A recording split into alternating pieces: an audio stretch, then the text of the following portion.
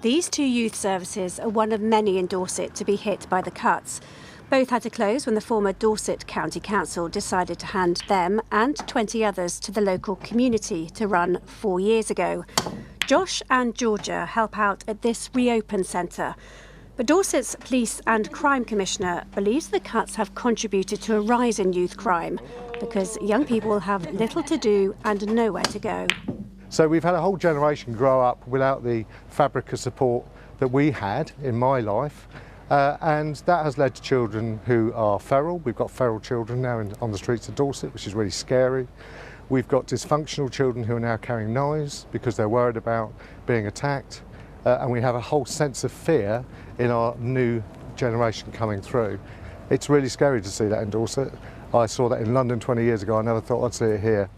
Martin Underhill says cuts to services across the board are to blame, but the closure of some youth clubs have played a part.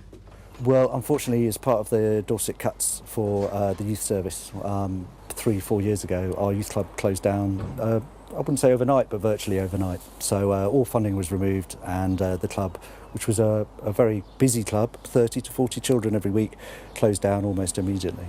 So I mean, having a youth centre closed for 2.5 years is a really negative outcome for our younger people.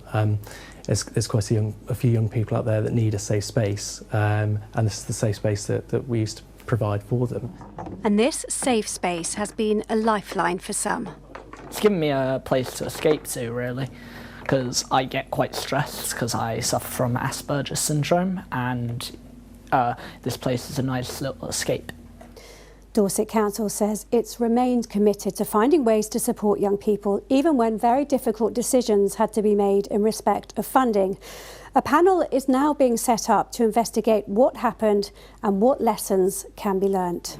The government says it's recently announced a £500 million fund that will strengthen youth services across the country.